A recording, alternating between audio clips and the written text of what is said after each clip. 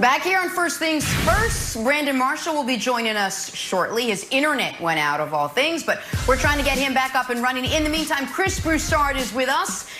Broussard, let's talk some Sixers. They've got a bunch of decisions to make coming up here in the next couple of weeks. Another year, another season, not making it past the second round. For now, former head coach Brett Brown, a 12-14 playoff record. Now, former head coach, rather. So he was probably let go yesterday after 7 seasons at the helm there in Philadelphia. So, Nick, let's start with you. The Sixers have problems. We know that all across the board. I'm wondering how much of those problems this year do you place on the shoulders of Brett Brown? Well, listen, I think they were justified in firing him. And I think they needed a change. And Brett Brown has coached a couple playoff series against Brad Stevens and has been depantsed in both of them, to be totally honest. So that ain't great. And I know they didn't have Ben Simmons, but you can't get swept. So Brett Brown, no tears here for Brett Brown, as good of a man as he does appear to be. But the biggest fault does not lie with Brett Brown. In fact, I would put Brett Brown fourth in line of people I'm holding to task for what's happened to the Sixers. At the top of that list, I would hold their 2 highest paid employees, or soon to be highest paid employees, in their 2 superstars. So set Tobias Harris aside for a moment. Joel Embiid and Ben Simmons. Joel's got to mature. Ben Simmons got to mature. Like, listen, I did a whole rant a couple weeks ago about how give me an NBA superstar that hasn't gotten himself in shape, that gotten his body right in defense of Zion. And I was thinking about it yesterday. I'm like, oh, the best counter to that is Joel.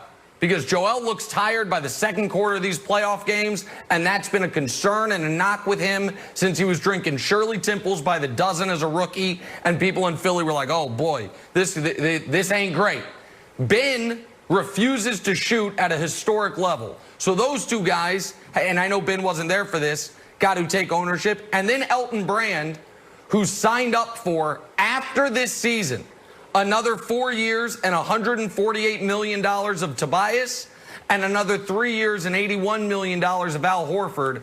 Those are disastrous decisions and go very near the top of the list of least tradable contracts in the entire NBA.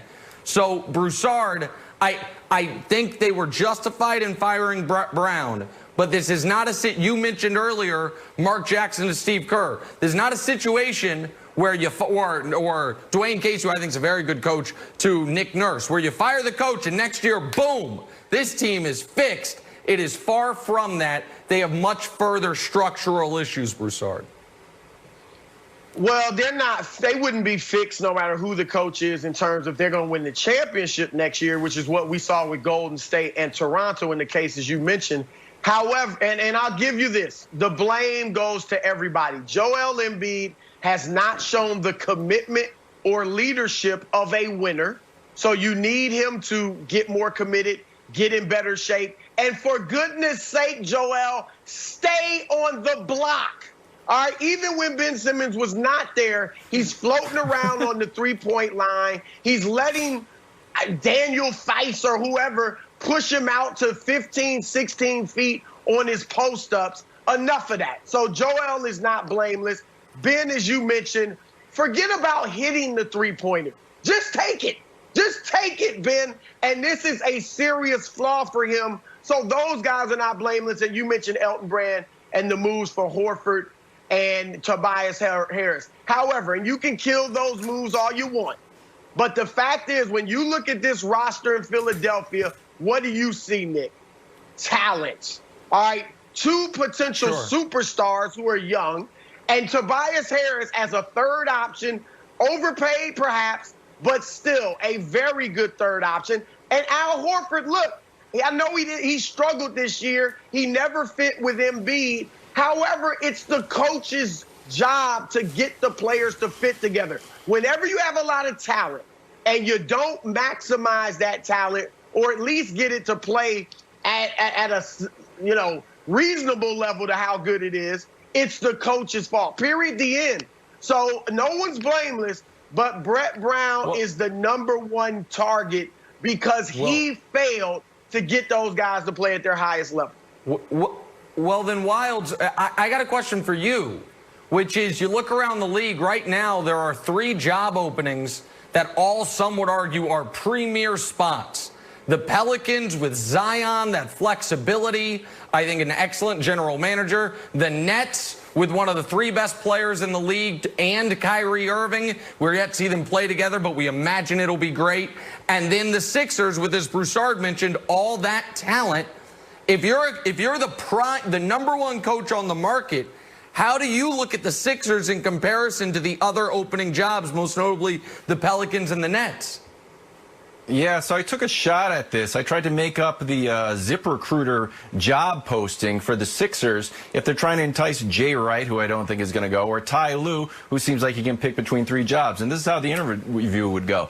Hey, our decades-long rival just swept us out for the first time in the history of our rivalry. It goes back to, like, Wilt and Bill Russell. We mostly blame the coach for organizational failures. We're pretty much always injured, you know. We're still blaming the coach. Our core only played about 20 games together. That doesn't matter. It's still Brett Brown's fault. Our point guard /4 refuses to shoot the 3. He also just had a loose body removed from his knee, whatever that means. We're not big on the 3 ball at all. We don't have any real shooters. We let one of the best shooters of all time, J.J. Redick, walk so we could bring in now Horford, who doesn't really work. We also brought in Tobias Harris. Doesn't really work. Overpaid for both of them. Our front office is a mess. We don't even know if our GM is going to be fired. And our ownership group, it's a group, talks about making decisions by consensus. So, you know, it's all there for you, or you could just go work with David Griffin and Zion. And I think Ty Lue would be like, you know what? I'll head down to New Orleans, Broussard. I mean, come on, Wilds, when you put it that way. All right, listen, great news. We got Brandon back. That means Wi-Fi is back. Let me reiterate, our guy Brandon is back. Broussard, thanks. We'll see you in a little bit. We're talking Lakers on the other side. The King taking control. First things first.